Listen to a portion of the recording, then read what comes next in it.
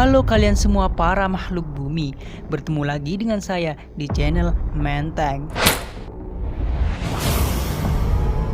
Baiklah, tidak usah berlama-lama, langsung saja. Sebagai tempat tinggal semua makhluk yang ada di bumi, bumi menyimpan banyak misteri yang belum terungkap. Banyak tempat yang belum dijelajahi, terutama di lautan yang luasnya 70% dari wilayah bumi. Benar saja, karena saat saya pergi ke pantai, terlihat membentang luas perairan sejauh mata memandang. Laut tidak hanya luas, melainkan juga dalam, bukan hanya sedalam cinta seorang buaya darat.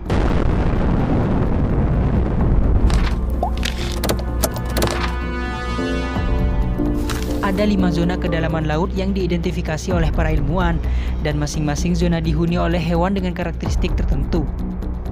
Zona ini bukanlah zona nyaman atau zona pertemanan seperti beberapa kisah percintaan manusia yang ada di sinetron. Daripada sedih memikirkan masalah cinta, stop sedih-sedih, mari kita simak videonya. Mari lebih dulu mengenal soal pembagian zona tersebut. Nah, zona yang saya maksud di sini adalah 5 lapisan zona kedalaman laut seperti dilansir laman WNCT, yaitu Sunlight Zone, Twilight Zone, Midnight Zone, The Abyss, dan The Trenches. Perbedaan yang mencolok di antara 5 lapisan tersebut tentu adalah kedalamannya. Semakin dalam zona, semakin sedikit sinar matahari yang menjangkaunya. Itu alasannya, semakin dalam laut, semakin gelap dan berkurang cahayanya. Setiap zona juga ditinggali hewan-hewan laut yang berbeda khas dan spesifik. Nah, zona apa saja itu? Tunggu sebentar.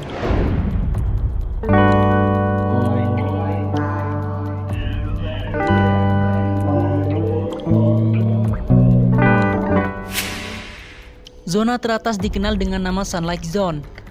Pada zona paling dangkal, ada Sunlight Zone. Zona ini dimulai dari permukaan laut hingga kedalaman 700 kaki atau 213 meter. Zona ini cenderung bersuhu hangat karena masih disinari oleh cahaya matahari. Sebagian besar hewan laut hidup di zona ini, begitu pula dengan fotoplankton, hewan yang menjadi makanan utama bagi sebagian hewan laut. Contoh hewan yang hidup di Sunlight Zone adalah hiu, ikan pari, penyu, ubur-ubur, bintang laut, terumbu karang, ikan tuna, ikan paus, gurita, kerang kepiting, belut, anjing laut, lobster, salmon, kuda laut, anemon, udang, cumi-cumi, dan masih banyak lagi yang lainnya yang tidak bisa saya sebutkan satu persatu. Berikutnya turun ke Twilight Zone. Pada zona kedua ada Twilight Zone. Zona ini berjarak antara 700 kaki atau 213 meter hingga 3280 kaki atau sekitar 1 km. Di sini laut terlihat redup karena sangat sedikit cahaya matahari yang mencapainya. Ikan yang lebih besar seperti paus dan cumi-cumi raksasa menyelam ke tempat ini untuk mencari makan. Tak hanya itu, hewan laut yang hidup di kedalaman ini mulai tampak aneh wujudnya. Ikan yang hidup antara lain ikan lentera, ikan raptor, ikan kapak, viperfish, hingga ubur-ubur yang berbeda dengan ubur-ubur di lautan dangkal. Beberapa hewan laut yang tinggal di zona ini bisa mengeluarkan cahaya, istilahnya adalah bioluminesensi. Turun lagi ke Midnight Zone. Semakin dalam, maka lautan menjadi semakin gelap. Di bawah Twilight Zone ada Midnight Zone dengan kedalaman antara 3280 kaki atau 1 km hingga 13125 kaki atau 4 km. Zona ini sangat gelap sehingga cahaya hanya diproduksi oleh hewan laut itu sendiri. Tekanan air pada kedalaman ini sangat besar, yaitu 5850 pon per inci. Uniknya, meski tekanan air besar, masih ada hewan yang bisa ditemukan di sini. Paus sperma diketahui bisa menyelam hingga ke Midnight Zone untuk mencari makanan. Selain itu, makhluk yang hidup di zona ini antara lain adalah anglerfish, ikan tripod, teripang, cumi-cumi vampir, black swallower, dan lain sebagainya. Tutul Missouri Botanical Garden. Masih berlanjut hingga Abyssal Zone. Mari kita menyelam lebih dalam, mendalami lagi seperti membaca puisi. Di sana bertemu dengan Abyssal Zone. Zona ini memanjang antara 13.125 kaki atau 4 km sampai 19.690 kaki atau 6 km. Suhu di sini dingin dan hampir beku, sekitar 32 derajat Fahrenheit atau 0 derajat Celcius, dan tidak ada cahaya sama sekali. Artinya laut di zona ini sangat dingin, beku dan gelap. Tekanan airnya pun jauh lebih besar. Dengan keadaan seperti itu, jadi tidak memungkinkan akan ada penjual bakso di sana.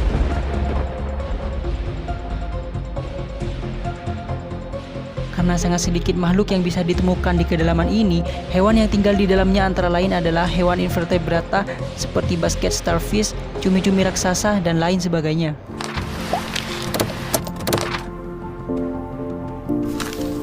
Berakhir di Trenches Zone. Inilah zona terdalam dari lautan.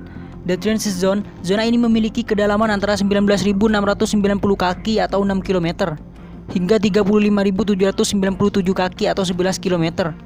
Suhunya bisa mencapai di bawah titik beku dan memiliki tekanan hingga 8 ton per inci persegi. Tekanan ini setara dengan 48 buah pesawat Boeing 747. Waduh, bisa jadi penyek kalau seberat itu. Meskipun berada dalam lingkungan yang ekstrim, nyatanya masih ada tanda-tanda kehidupan di sini. Zona ini juga dikenal sebagai zona hadal, dan diketahui memiliki kekurangan cahaya, ketersediaan makanan yang rendah karena tidak ada petani di sana, dan memiliki tekanan hidrostatik yang sangat tinggi. Contoh hewan yang hidup di zona ini adalah cacing tabung raksasa, Foraminifera, spesies khusus bintang laut, hingga blood shark. Masih banyak spesies hewan yang belum diidentifikasi di zona terdalam laut. Berbagai eksplorasi dan penelitian terhadap hewan laut telah dilakukan. Namun, faktanya hingga kini 90% dari lautan belum dijelajahi.